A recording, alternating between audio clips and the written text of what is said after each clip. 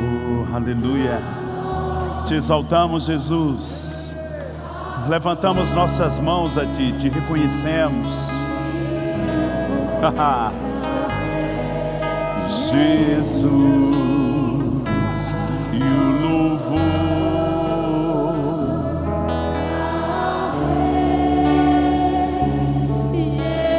Jesus. Mais uma vez. A glória, a força e o poder ao Rei Jesus e louvor ao Rei Jesus. Sim, Senhor, Te exaltamos nessa noite. Estamos reunidos aqui no Teu nome, onde tiverem 2 ou 3, o Senhor está no nosso meio. Obrigado, Pai, porque a Tua palavra é verdadeira e fiel, e o Senhor nos chamou como Seus adoradores, como Seu povo, rebanho do Seu pastoreio, e estamos aqui para ouvir as Tuas palavras. Obrigado, Pai, pela unção do Espírito Santo. Obrigado porque Ele vivifica a Tua palavra. Sim, obrigado porque sairemos daqui inspirados para viver a vida em Ti, no poderoso nome de Jesus. Quantos podem dizer amém? Olha para alguém perto de você, 2, 3 pessoas, diga: que bom que você veio. Diga assim: vamos receber a palavra. Aleluia. Dá uma boa noite, dá uma paz do Senhor a quem está perto de você. Graças a Deus. Aleluia. Muito bom. Obrigado ao louvor. Graças a Deus. Quem está com a sua Bíblia aí? Então vamos fazer uma declaração sobre a palavra de Deus, amém? Diga comigo: esta é a viva, poderosa, eterna palavra de Deus. Ela é lâmpada para os meus pés e luz para o meu caminho. Eu ando à luz da palavra, e cada promessa dela está se cumprindo na minha vida. Diga: eu vou viver tudo que ela tem para mim. Eu vou andar à altura dessa palavra. Eu vou viver os planos de Deus para a minha vida. Amém. Dá um glória a Deus. Muito bom. Muito obrigado, pastor Isaías. A honra de estar aqui esse tempo. Estou também participando nessa temporada da matéria Justiça de Deus no Rema. Tem sido um tempo muito bom. Já vi uns rostos aqui de alunos. Que coisa boa poder estar essa temporada aqui no distrito, amém? Sabe, irmãos, quando nós alinhamos o nosso coração à palavra de Deus, como bem diz lá Provérbios capítulo 4, filho meu, inclina os teus ouvidos às minhas razões. Irmãos, Deus vai endireitar as nossas veredas, amém? A palavra de Deus sempre vai nos colocar na rota certa, no rumo certo, vai nos iluminar. Eu gosto de um texto no livro de Jó que diz que o Senhor derrama luz no nosso caminho. Então esse tempo de ministrarmos a Deus, mas também de sermos ministrados por Ele, traz o favor de Deus nas nossas vidas. Amém. Eu quero que você abra a sua Bíblia no livro de Efésios capítulo 2. Efésios capítulo 2, eu considero um dos livros da Bíblia que mais fala sobre a identidade da igreja. Quer saber a nossa identidade coletiva como povo de Deus, filhos de Deus? O livro de Efésios transmite essa realidade. Se tivéssemos um tempo aqui mais delongado, a gente ia passear no livro de Efésios. Mas eu tenho um texto muito pontual aqui, Efésios capítulo 2, verso 14, depois vamos para o verso 17. O 14 diz assim: porque Ele é a nossa paz, o qual de ambos fez um, e tendo derrubado a parede de separação que estava no meio, a inimizade, aboliu na sua carne a lei dos mandamentos na forma de ordenanças, para que dos dois criasse em si mesmo um novo homem, fazendo a paz. 17. E vindo, evangelizou paz a vós outros que estáveis longe, e paz também aos que estavam perto, porque por ele ambos temos acesso ao Pai em um Espírito. Assim já não sois estrangeiros e peregrinos, mas concidadãos dos santos, e sois da família de Deus, edificados sobre o fundamento dos apóstolos e profetas, sendo Ele mesmo, Cristo Jesus, a pedra angular, no qual todo edifício bem ajustado cresce para santuário dedicado ao Senhor, no qual também vós juntamente estáis sendo edificados para a habitação de Deus no Espírito. Eu fico muito feliz com a transmissão que Paulo faz aqui da grande obra de Cristo, que ele derrubou a inimizade. No verso 17 diz que por ele temos ambos, tanto judeus como gentios, acesso ao Pai em um Espírito. E do verso 19 ao verso 22, o apóstolo Paulo está falando sobre a igreja como peregrinos, concidadãos dos santos e família de Deus. Ele fala de 3 aspectos de nós como povo de Deus. Ele diz que somos peregrinos, estrangeiros. Irmãos, nós não somos dessa terra, nossa identidade é a do céu. Depois ele diz que somos concidadãos dos santos. Sabe de uma coisa? Temos uma pátria natural, somos brasileiros, talvez tenha algum estrangeiro aqui, mas a nossa verdadeira pátria é a celestial, porque nascemos do alto. E por último ele diz: sois família de Deus. Nosso irmão mais velho Jesus, somos irmãos uns dos outros. Ele está falando aspectos da igreja, como devemos nos ver como povo de Deus. Mas quando ele estava falando isso, ele ainda acrescentou que nós estamos sendo edificados sobre o fundamento. E ele diz no verso 21 que nós somos edifício, mais uma figura da igreja. Nós somos um templo, um edifício. Nós somos agora edificados. Jesus é a pedra angular e nós somos, podemos dizer assim, a casa de Deus. E quando pensando sobre esse tempo à noite aqui com cada um de vocês, me veio uma nota de entendermos o plano de Deus de sua presença em nós, tanto individualmente na nossa vida pessoal, como coletivamente, quando nos reunimos como edifício de Deus, quando nos juntamos aqui. Irmãos, a presença de Deus, ela vai estar em manifestação. Quando Deus criou o homem para viver na sua presença. A Bíblia diz no livro de Gênesis que na viração do dia vinha o Senhor, e ali o Senhor falava com Adão antes da queda. Não foi nada menos que isso. Deus planejou que o homem habitasse na sua presença. No entanto, a queda fez com que o homem perdesse a glória e a própria presença de Deus. E agora, fora do jardim, o homem tinha que construir altares, tinha que buscar a Deus por meio de sacrifícios.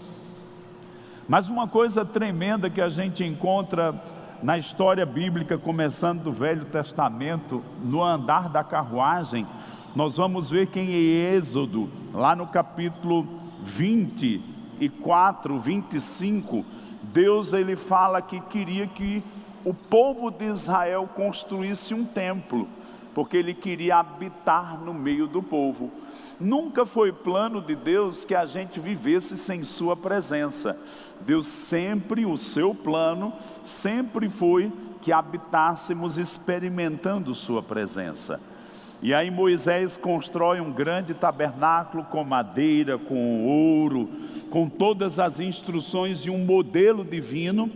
E ali, quando ele inaugura o tabernáculo, aquele tabernáculo é cheio com a presença e a glória de Deus. Isso mostrava o que Deus queria fazer no futuro. A Bíblia diz que quando Jesus ressuscitou dentre os mortos, Ele soprou sobre os discípulos. Nós somos a habitação de Deus aqui dentro. Deus habita dentro de nós. Mas Deus também derramou o Espírito no dia de Pentecostes, entre nós. Sabe, irmãos, nós vivemos dias agora do plano de Deus restaurado. Deus tem detalhes aqui que nos ajudam. Ele diz no verso 20: edificado sobre o fundamento dos apóstolos e profetas, sendo Ele mesmo, Cristo Jesus, a pedra angular. Essa palavra edificados, inclusive é um dos nossos 10 valores do ministério, edificar vidas. A razão de estarmos aqui, primeiro, adorar a Deus, mas em ser igreja é edificarmos uns aos outros. É um dos valores do nosso ministério. Essa palavra não foi só por causa de um desejo do apóstolo Paulo. Essa palavra de edificar, ela veio de Jesus. Certa vez perguntaram aos discípulos, quem dizem, ele perguntou aos discípulos, quem estão dizendo aí que eu sou? Ah, Senhor, tu és um dos profetas do Velho Testamento, és este, és aquele. Está lá em Mateus capítulo 16. E aí Jesus pergunta agora aos discípulos, o que vocês dizem que eu sou? E naquele momento Pedro se levanta e diz exatamente algo que vinha do próprio coração de Deus. Ele diz, tu és o Cristo, o Filho do Deus vivo. E Jesus responde, sobre esta pedra eu edificarei a minha igreja. Então esse plano de edificação não foi do apóstolo Paulo. Jesus, ele transmitiu isso, de que ele edificaria a sua igreja. É certo que Jesus falava do futuro quando ele falou essas palavras. Ele ainda não tinha morrido na cruz, ele ainda não tinha ressuscitado, ele ainda não tinha soprado sobre os discípulos, ele ainda não tinha batizado as pessoas no Espírito Santo, porque ele é o batizador no Espírito Santo. Sabe, se você não nasceu de novo, eu declaro que você vai nascer de novo hoje. Se você ainda não é batizado no Espírito Santo, eu declaro que você vai experimentar essa edificação do Cristo ressurreto e vai ser cheio do Espírito Santo. Mas quando ele fala isso, irmãos, nós precisamos entender que também como igreja, além de cidadãos de um país, além de peregrinos, porque a gente não vai terminar aqui, nosso lugar é na presença de Deus e naquela Jerusalém de ouro, da qual Deus é arquiteto e construtor. Além de uma grande família, e viver igreja tem esse sentimento de nos tornarmos irmãos uns dos outros, e nos tornamos família de Deus. Diz também que somos edifício, fala comigo, edifício.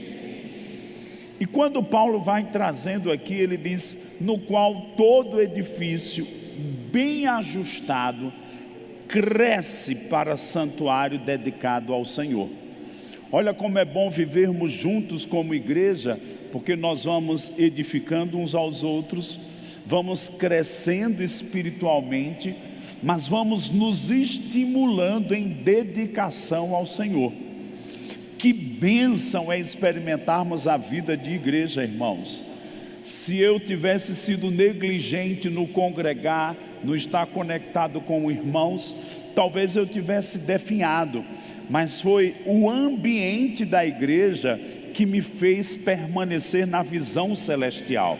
Estar perto de pessoas avivadas, estar perto de pessoas que com o coração puro invocam a Deus, isso vai nos estimulando. E como ele diz aqui, nós vamos viver e crescer para sermos santuário dedicados ao Senhor.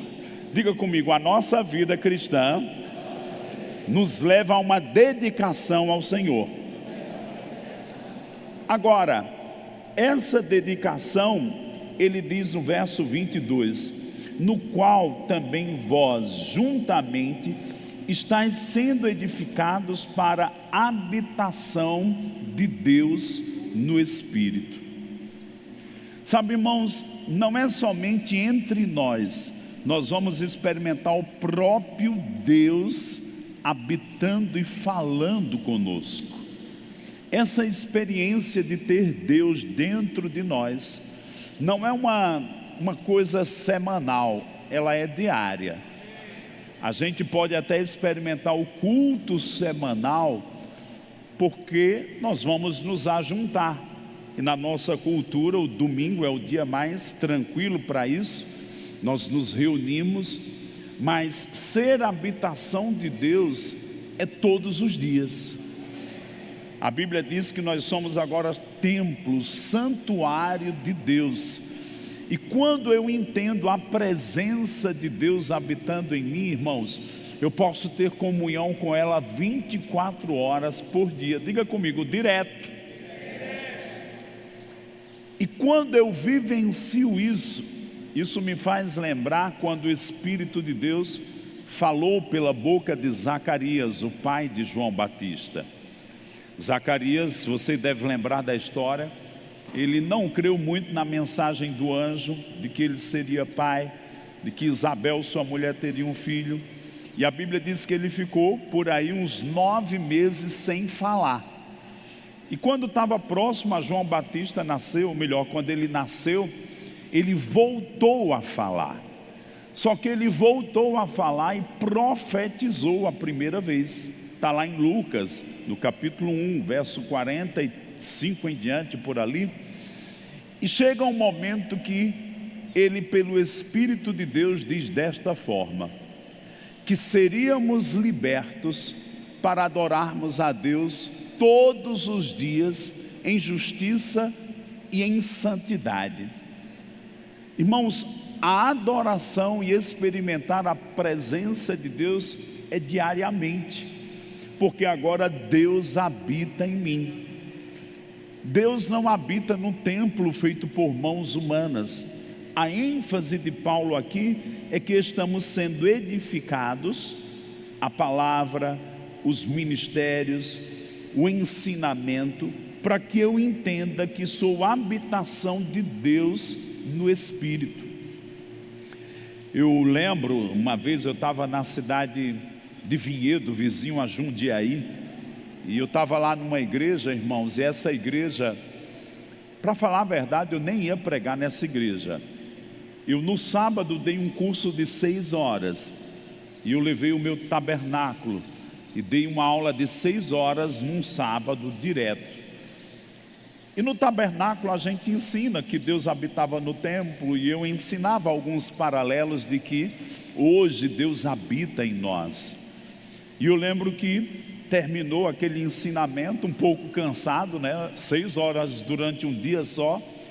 E aí eu dormi naquele dia lá, e no outro dia de manhã eu já ia voltar para São Paulo. O pastor daquela igreja disse: você pode pregar hoje de manhã aqui? Aí eu disse: posso. Aí ele disse: o senhor pode pregar com o tabernáculo? Eu disse: posso. E aí eu ministrei, tinha umas 15 pessoas. O curso tinha umas 30, 40, mas naquele domingo de manhã umas 15 pessoas. E quando eu ministrei naquela manhã e com o tabernáculo e falando sobre o Santo dos Santos e dizendo: hoje Deus habita no nosso espírito.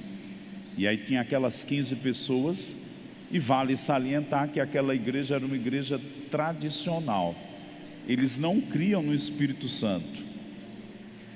E aí, eu ministrando, de repente, uma senhorinha já de cabelo branco começou a rir, começou a ficar embriagada e bêbada no Espírito Santo. E o pastor olhava para mim e dizia: eu não sei como terminar esse culto, você pode ministrar a outras pessoas? E aí veio uma pessoa para frente, outra recebeu o batismo no Espírito Santo. E aí eu fiquei pensando cá com os meus botões, digo: meu Deus, eu não quero bagunçar a igreja de ninguém. E aí fomos almoçar. Quando fomos almoçar, e eu já me preparando para voltar para São Paulo naquele domingo à tarde, aí o pastor disse: por que você não prega hoje de noite aqui? Eu digo: pastor, tem certeza? O senhor tem certeza? Eu preciso voltar. E eu fazendo de tudo para não pregar naquela noite. E aí, irmãos, ele disse: mas eu quero que você pregue. Eu: tudo bem. Era uma igreja com umas 300 pessoas, talvez um número como esse, mas ela era corrida, um vão comprido assim. E aí, irmãos, eu preguei naquela noite sobre Emanuel. Emanuel é um dos nomes de Deus em Jesus Cristo, Deus conosco. E eu dizendo que onde Jesus chegava, Deus estava com ele. E a mensagem que eu ia falar é que agora, eu e você, quem é nascido de novo, quem é templo de Deus. Quem é templo de Deus aqui? Irmãos, qualquer lugar que você chegar, Deus está indo com você. Diga comigo: eu sou a habitação de Deus aqui dentro. Diga: Ele mora aqui. Irmãos, Deus mora dentro de você. E eu estava ministrando, né? Primeiramente falando de Jesus. Aonde Jesus chegava, Deus se manifestava. Noutras palavras, eu queria enfatizar que nos dias do Velho Testamento, todo mundo, quando falava de Deus, tinha que ir no templo adorar a Deus. Mas o Deus invisível e que é Espírito estava habitando num homem chamado Jesus, e onde Jesus chegava, Deus se manifestava. Diga comigo: Emanuel. Diga: Deus conosco. E era maravilhoso, eram os dias de Jesus. Mas pensa comigo, eu e você agora temos Deus em nós. Por isso os apóstolos, onde chegavam, Deus se manifestava. Por isso um discípulo, onde ia e pregava no nome de Jesus, Deus confirmava com sinais. Marcos 16. Agora deixa eu te contar algo mais naquele culto. Eu ia pregando naquele culto lá naquela igreja, Emanuel, Deus conosco. Primeiros 5 minutos, 10 minutos, aí eu dei uma parada e eu ouvi Deus dizendo para mim: conte seu testemunho e faça um apelo no começo do culto. Irmãos, eu quase entrei em parafuso. Eu digo: como é que se faz um apelo no começo do culto? Mas eu obedeci. Parei, eu disse: olha, gente, eu lá com os meus 18, 19 anos, nasci de novo, contei meu testemunho de que tinha caído no chão, tinha saído do corpo, visto o mundo espiritual, passou o filme da minha vida, eu sabia que estava morrendo sem Cristo, e fui testemunhando, parei, aí eu ouvi o Senhor dizendo: agora faço um apelo com os filhos de crente que não têm convicção de salvação. Aos 11, 12 minutos de um culto, não tinha nenhuma lógica isso, humana, mas tinha uma lógica divina. E aí, irmãos, quando eu fiz o apelo, lembro como hoje, 11 pessoas saíram correndo do seu lugar, se ajoelharam na frente para confessar Jesus como Senhor e Salvador da vida deles.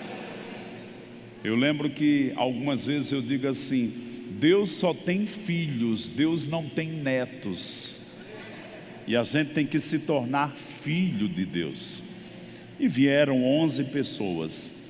Tudo bem, oramos por aquelas pessoas, ministramos salvação àquelas pessoas, e aí deu uns 15 minutos, e para voltar à pregação, eu ia voltar, e na hora que eu ia voltar, pastor Isaías, bem, como estávamos falando de Jesus, Emanuel, aí o pastor chega aqui no meu ouvido e diz: você pode orar pelos enfermos? Irmãos, eu não tinha ninguém me acompanhando, salvo um casal que tinha me levado para aquele curso, mas eu nem tinha tanta intimidade com eles. E aí eu perguntei: quem aqui quer oração por cura? Vamos fazer uma fila aqui. Foi uma fila de mais de 100 pessoas que foi dar na escadaria lá atrás. E aí eu fui orando. Mas irmãos, à medida que eu perguntava: o que é que você tem? Ela dizia tal coisa. Eu orava, usava a autoridade. Olha para cá. Quando eu impunha as mãos, as pessoas recebiam a cura, mas eram batizadas no Espírito Santo.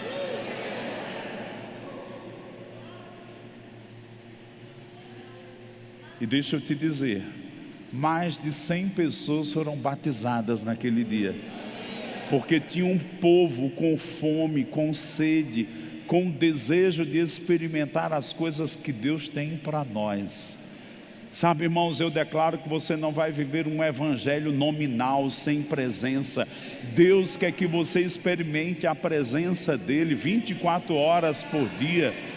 Deus quer que a gente tenha cultos onde a presença manifesta dEle opere no meio de nós, onde Ele vai fazer coisas, onde Ele vai falar, onde a gente vai perceber o fluir do Espírito Santo, que é muito mais do que o que a gente pode planejar, porque não é carne nem sangue, mas é o próprio coração de Deus fluindo, a mente de Deus fluindo, a liderança do Espírito Santo. Eu declaro que você vai ter experiências com a presença de Deus, você vai perceber Deus guiando os teus passos, Deus te inspirando em coisas da vida diária. Não só vai ser uma vez por outra, você vai ter experiências com Deus 24 horas por dia, porque a revelação está dizendo que Deus vai habitar em nós no Espírito.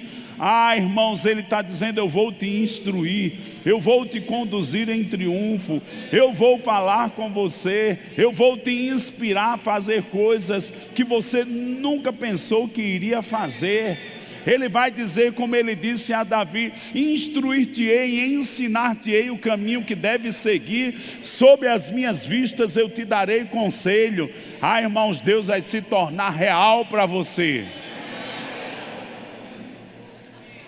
Me chama muita atenção na Bíblia quando Deus deu um censo de passos para Moisés, mas Moisés diz algo ao Senhor: Senhor, sem a tua presença eu não vou.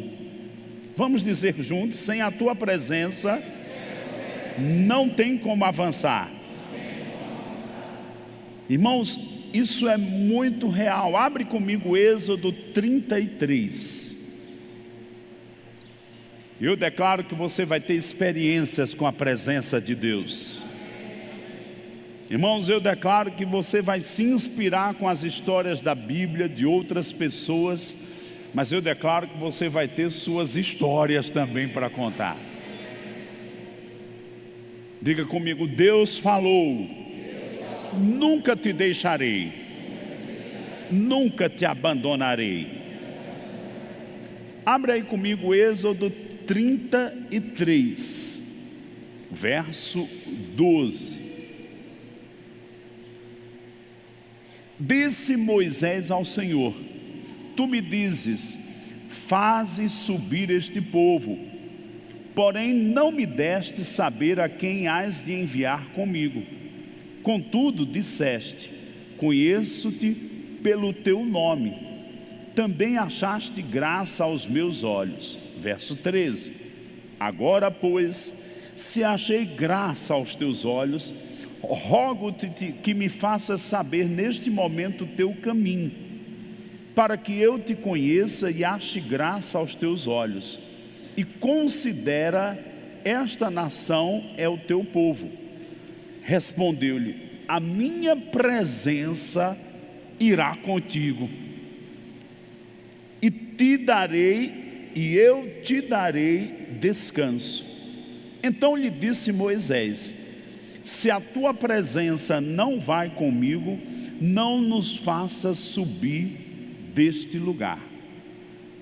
Olha que coisa tremenda, irmãos. Deus falando: a minha presença irá contigo e eu te darei descanso. Deus, quando enviou Jesus, o próprio Deus estava em Cristo. Mas que tal pensar os benefícios que aconteceram agora para a igreja? Deus está dizendo: eu habito em vocês como edifício, vocês são minha habitação no Espírito. Mas, Maneco, por que a gente não percebe? Porque muitas vezes a gente está vivendo no natural e na carne. Irmão, quando você começa a desenvolver uma vida no Espírito, você vai perceber Deus 24 horas por dia. Por isso precisamos ser edificados, instruídos, alimentados na palavra. Por isso precisamos nos inclinar para as coisas espirituais, para discerni-las. O homem carnal não discerne, ele fica se embaraçando com essa vida. Mas o homem espiritual vai discernir todas as coisas, e a principal delas vai discernir Deus, vai discernir a comunhão, vai discernir a voz. Não vai andar embaraçado com as coisas dessa vida, com o mundo natural. Você vai andar no sobrenatural. Você nasceu de novo para viver e andar no sobrenatural. Não roube de você esse privilégio. Não viva uma vida inferior àquilo que Deus planejou e está falando na palavra dele.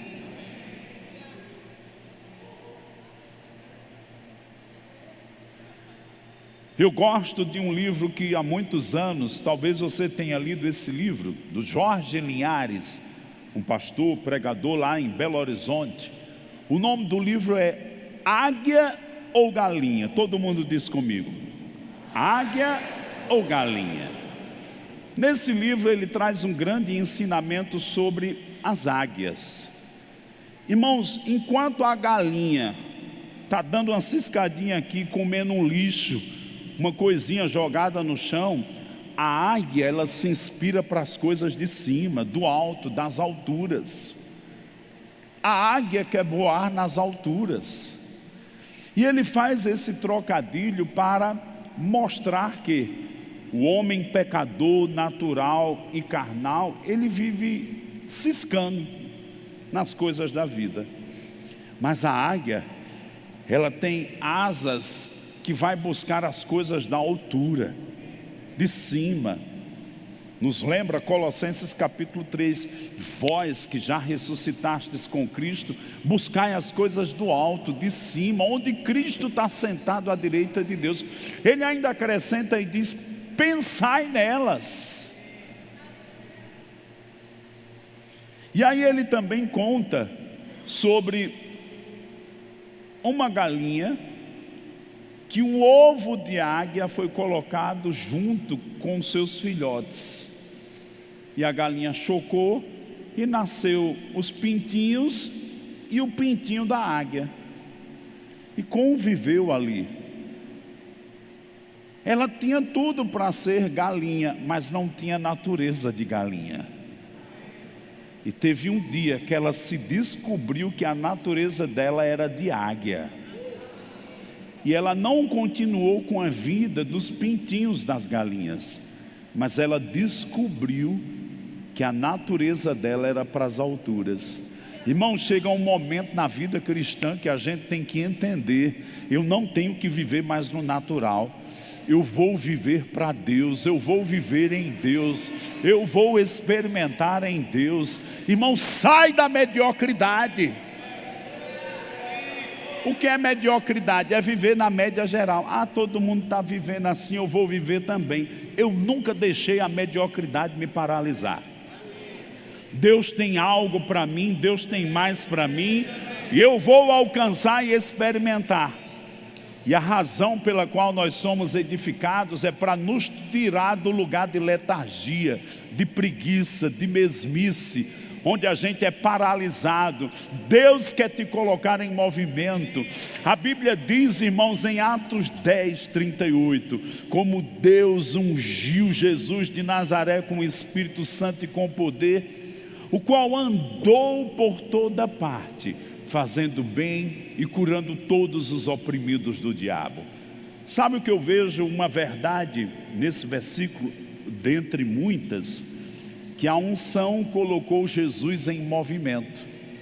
Eu declaro que uma unção vai te colocar em movimento. Você não vai viver as mesmas coisas.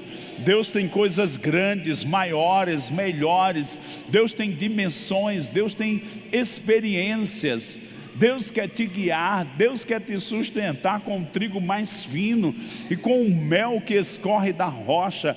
Deus quer que você entre nas próximas etapas do plano dele para a sua vida. Mas como diz o pastor Joselito lá em Brasília, ele diz: se interesse. Irmão, tem gente que não se interessa.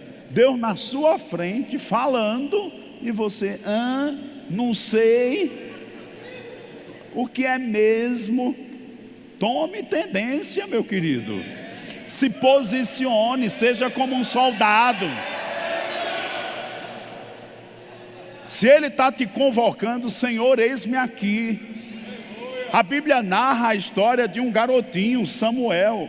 Ouviu Samuel, pensou que era Eli. Depois Eli nem sabia o que era, estava fora de sintonia. Um religioso fora de sintonia. Eu declaro você saindo desse lugar de fora de sintonia e entrando em sintonia. Terceira vez, Samuel, e ele responde: Senhor, eis-me aqui. Um guri com prontidão diante de Deus. Eu declaro uma prontidão para com o Senhor no seu coração. E sabe, irmão, se a gente vai ter prontidão com Deus, vamos ter prontidão com os homens, com os líderes que Deus tem colocado para a gente. Para de empurrar com a barriga. Deus tem coisas melhores e maiores para você, mas você tem que ter postura, posicionamento, ousadia de responder aquilo que Deus está apontando para você. Irmãos, Ele vai te colocar em movimento. É confortável para a carne? Não é. Mas depois que você entra no ritmo, você vai dizer: meu Deus, eu venci isso aqui. Eu pensei que era tão difícil. Aí você quer novas etapas, novos desafios, e você vai sendo preparado para toda boa obra que Deus tem para a sua vida. Sabe, irmãos, eu declaro você discernindo a presença de Deus dentro de você. Eu declaro você discernindo a presença de Deus num culto, na coletividade. Que Ele não só habita dentro de nós, Ele está entre nós. Eu sei que eu estou fluindo com uma manifestação do próprio coração de Deus, exortando, consolando, admoestando, te inspirando, porque Deus tem coisas maiores para você. Agora mesmo eu escuto no meu espírito Josué capítulo 3, verso 4 e 5, quando Josué diz para o povo naqueles dias: santificai-vos, porque amanhã Deus vai fazer maravilhas no meio de vós. Irmãos, Deus está chamando essa igreja a um posicionamento. Não estou dizendo que não estão posicionados, mas é de fé em fé, de glória em glória. Nós acabamos de ler aqui que é uma justa cooperação. Deus quer fazer coisas maiores através dessa igreja local, mas eu declaro um posicionamento de cada um. Eu declaro você posicionado no lugar certo, com a atitude certa, com a disposição certa, e vamos ver Deus agindo na coletividade mais do que o que Ele tem feito. Vamos dizer juntos: santificai-vos, porque o Senhor vai fazer maravilhas no meio de nós. Irmãos, tem tanta coisa para acontecer nessa igreja,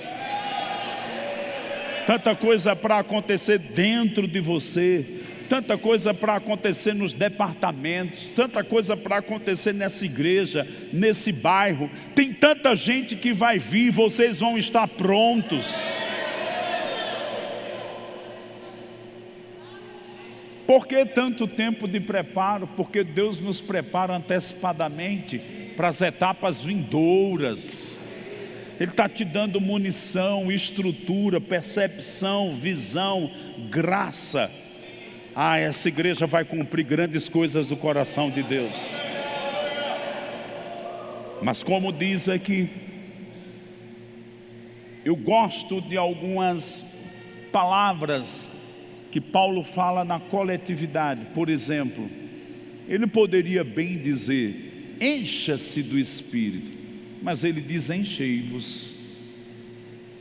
É uma coisa que eu faço, que enche você, você faz que me enche. Diga comigo, coletividade. Quando ele diz aqui no verso 20, edificado sobre o fundamento, 21, no qual todo edifício bem ajustado. Irmãos, esse bem ajustado é que eu estou cooperando e você está cooperando, e é algo além dos meus e dos seus interesses, é do interesse de Deus da igreja local. Bem ajustado, cresce para santuário dedicado ao Senhor.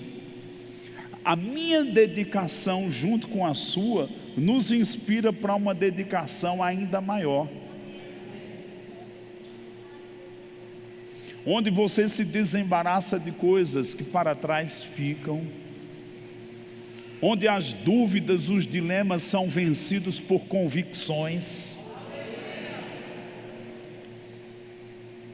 E aí ele diz, no qual também vós juntamente estáis sendo edificados para a habitação de Deus no Espírito. Olha para cá, se você voltar alguns versículos, ou melhor, ir para o capítulo 4, diz assim, segundo a justa cooperação de cada parte, trazemos aumento para o corpo. Quando cada um toma o seu lugar, nós vamos experimentar dimensões de Deus se manifestando no meio de nós, que olhos ainda não viram, que ouvidos não ouviram. É o que Deus tem preparado para aqueles que o amam. A Bíblia conta que quando Salomão foi inaugurar o templo, ele como edificador do templo, chegou o momento de inaugurar, mandou matar 120 mil animais num sacrifício para Deus. Se colocou num altar, o próprio Salomão, de consagração a Deus, ele como edificador e como rei de Israel. O templo, não sei se um lugar como esse, tinha 120 homens tocando trombetas, quando ofereceu o sangue de animais, dedicando ao Senhor, a palavra que ele diz aqui, consagrado, dedicado a Deus, Deus encheu o templo com sua presença, veio o fogo do céu e encheu aquele ambiente com a glória, de maneira que aqueles 120 homens faltou força nas pernas, e a presença da Shekinah de Deus entrou naquele lugar e encheu, por causa da dedicação, da consagração e da unidade, porque eles tocavam em uníssono aquelas trombetas. Eu declaro o espírito de unidade nessa igreja, onde Deus dos céus vai dizer, eles estão tão unidos que eu vou habitar e me derramar no meio deles. E aí vamos experimentar níveis da presença, da voz, dos atos de Deus, dos milagres, dos dons de poder. Mas eu estou estudando, nada está acontecendo. Você está se preparando. Irmãos, eu quero estar pronto para as coisas que Deus vai fazer. Irmãos, nós não vamos ser daqueles que começou a chover, vamos consertar o telhado. Não. Diga comigo, eu vou estar preparado para os moveres que Deus vai trazer. Diga comigo, santificai-vos, porque amanhã eu farei maravilhas no meio de vós. Deus nunca pensou inferior a isso. Ele está dizendo: eu quero me manifestar. No fogo, 90 graus, 100 graus, aí começa a borbulhar. Eu declaro Deus aumentando a temperatura, você mais consciente das coisas espirituais do que das naturais, percebendo o mover de Deus, percebendo todas as coisas, a inspiração. Só para o culto na igreja? Não, muitos vão experimentar o mover de Deus fora da igreja. Você vai levar a palavra de Deus para pessoas que talvez você nem conhece. Os dons vão operar, o nome de Jesus vai funcionar na sua boca. Você vai ter ousadia para impor as mãos, e deixa eu te dizer, o poder da ressurreição vai fluir e vai tocar nos corpos, e pessoas vão ser curadas. O que aconteceu em Atos 4, eles oraram. Quando vieram ameaças, eles oraram e pediram ao Senhor: nos dá intrepidez para anunciar a tua palavra, e confirma com sinais. Irmãos, vão acontecer coisas nesses últimos dias, e eu declaro que você não vai ficar de fora, mas você vai estar dentro desse mover de Deus, porque Ele está dizendo: eu habito na minha igreja. Vou voltar para aquela mensagem que eu falei naquela igreja lá em Vinhedo. Deus está dizendo: eu não só habito no meu filho Jesus, eu habito em todos os meus filhos que nasceram de novo. Você pode botar a mão aqui e diga assim: Deus habita em mim. Se você está aqui nessa noite e ainda não fez Jesus Senhor e Salvador da sua vida, eu quero te dizer, é possível a gente ter um interesse: eu quero as coisas de Deus, mas eu quero dizer o inverso. Deus está te dizendo: eu quero morar dentro de você, eu quero te santificar, eu quero que você se torne o meu filho, minha filha. Se você é essa pessoa que está aqui, como eu disse agora há pouco, Deus não tem neto, Deus só tem filhos. Ele está te chamando, Ele quer transformar a sua vida, Ele quer transformar seu interior. Talvez você esteja aqui, o seu cônjuge, a esposa ou o esposo já seja crente, e você diga: eu admiro o Evangelho. Eu quero te dizer que não é suficiente. Você tem que crer no Evangelho e fazer Jesus Senhor da sua vida. Você talvez esteja aqui e se desviou, se afastou dos caminhos de Deus, mas hoje Ele está te chamando, e Ele está com os braços abertos como o pai do filho pródigo, dizendo: eu te quero, eu vou cuidar de você, eu te aceito. Caso seja uma dessas três condições, você está desviado, talvez é filho de crente, talvez seja esposo ou esposa, estou falando com você. Ou você nunca ouviu falar do Evangelho. A porta da salvação que o Evangelho oferece está aberta hoje, mas você tem que dizer sim. Deus não te obriga nem te força, Ele te convida. Eu estou te convidando agora no nome dEle. Há alguém que quer entregar a vida a Cristo? Enquanto eu te falo, queima no seu coração uma convicção de querer entregar a vida a Jesus, se ergue dentro de você. Tem alguém nessa condição que quer receber Jesus? Levanta o dedo ou levanta a mão, mas não sai daqui sem se tornar a habitação de Deus no Espírito. É bem melhor com Ele. Ele disse: eu nunca te deixarei, nunca te abandonarei. O Deus que é Espírito morando dentro de você. Alguém que quer experimentar isso, quer viver essa realidade, quer entregar a vida a Cristo? Vou fazer um último apelo. Tem alguém que quer entregar a vida a Jesus? Levante sua mão. Como é que eu sei que é comigo? Dentro de você tem como que algo queimando, fervendo. É o Espírito Santo dando testemunho, te atraindo para Jesus. Tem alguém que quer entregar a vida a Cristo? Última vez que eu vou fazer esse apelo.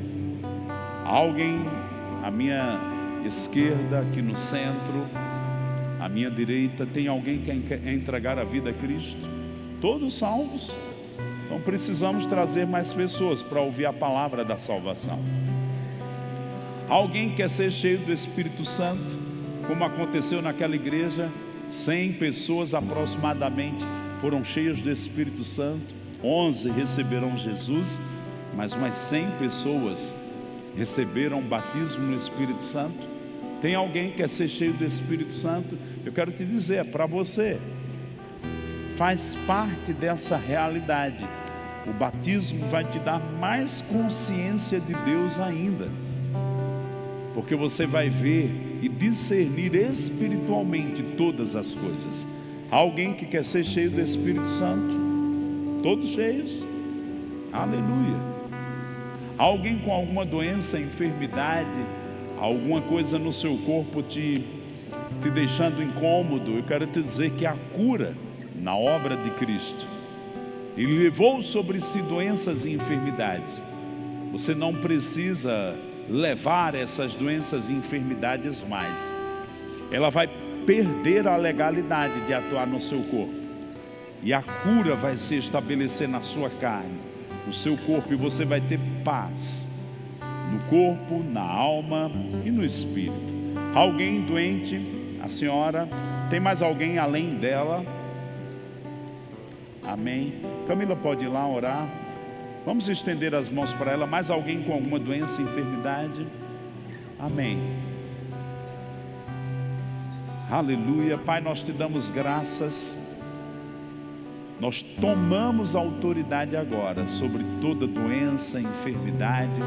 Declaramos ilegal. Amaldiçoamos agora toda operação de morte. E declaramos a lei do Espírito e vida entrando em atuação nesse corpo, no poderoso nome de Jesus. Como igreja, temos autoridade espiritual sobre doenças e enfermidades. Declaramos ela livre desse mal, em nome de Jesus. Quantos podem dizer amém, ficarem felizes? Em nome de Jesus, curada. Aleluia. Quem está dirigindo pode vir. Uma boa noite, gente, um prazer estar aqui. E aos meus alunos, nos encontramos amanhã. Aleluia.